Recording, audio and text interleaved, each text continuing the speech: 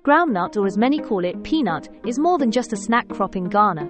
It's a major source of income, nutrition, and soil fertility improvement. Whether you're a smallholder farmer or a young entrepreneur exploring agribusiness, groundnut farming can be a game changer if done right. In this video, we'll explore how to grow groundnuts for high yields, prevent aflatoxin contamination, choose the right planting method, and even make money from processing and marketing. Groundnut farming offers multiple income streams. You can sell raw nuts, processed oil, peanut butter, roasted snacks, or even groundnut cake for livestock feed. In Ghana, groundnut is cultivated across all regions, especially in the northern, upper east, and upper west regions, where it supports thousands of families. Economically, groundnuts contribute to both local consumption and export markets, and agronomically, they fix nitrogen into the soil, making it fertile for crops like maize or sorghum planted after. So when you farm groundnuts, you're not just feeding your family, you're building soil health and creating wealth. Groundnuts thrive in warm climates with moderate rainfall, between 500 to 1,000 millimeters per year. Too much rain causes aflatoxin and fungal diseases, while too little stunts growth. Ideal temperatures range from 25 degrees Celsius to 35 degrees Celsius.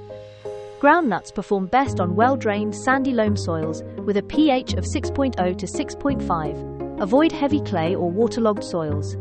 Before planting, test your soil.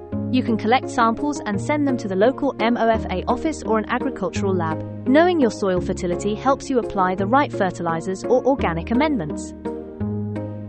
Groundnut is a delicate crop that loves soft, well-aerated soil. Land preparation starts with clearing and plowing to a fine tilth. If the soil is compact, the pegs, which form the pods, can't penetrate easily. Now let's talk about planting methods, ridge versus flatbed. Ridge planting improves drainage and makes harvesting easier. It's ideal in areas with heavy rainfall or clay soils. Flatbed planting works well in sandy soils with good drainage. Spacing matters.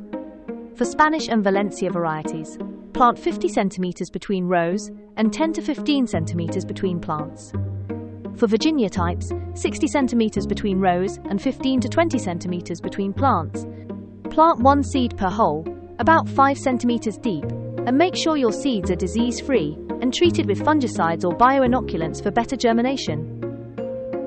Choosing the right variety is crucial for yield, disease resistance, and market demand.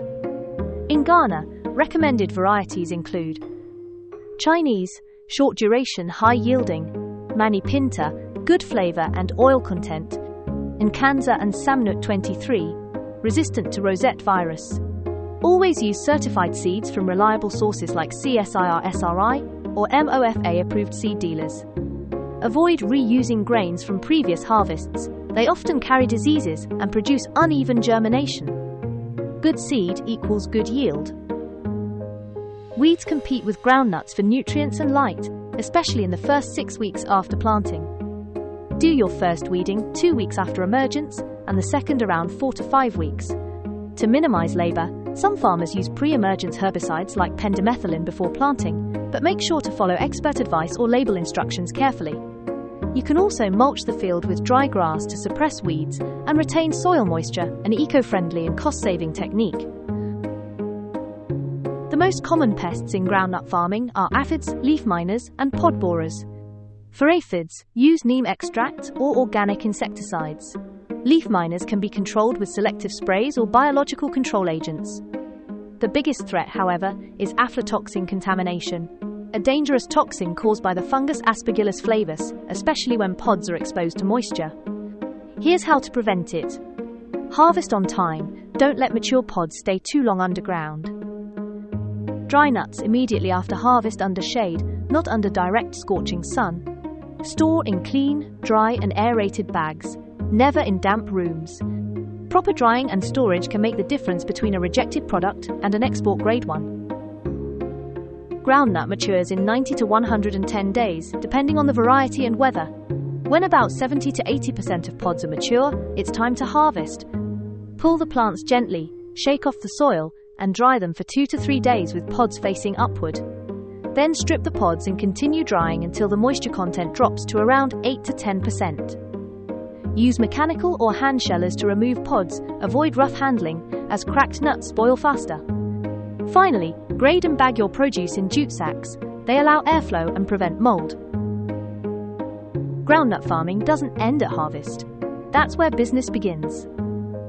You can add value by processing roasted groundnuts for snacks, peanut butter for local and export markets, groundnut oil, or even groundnut cake for animal feed.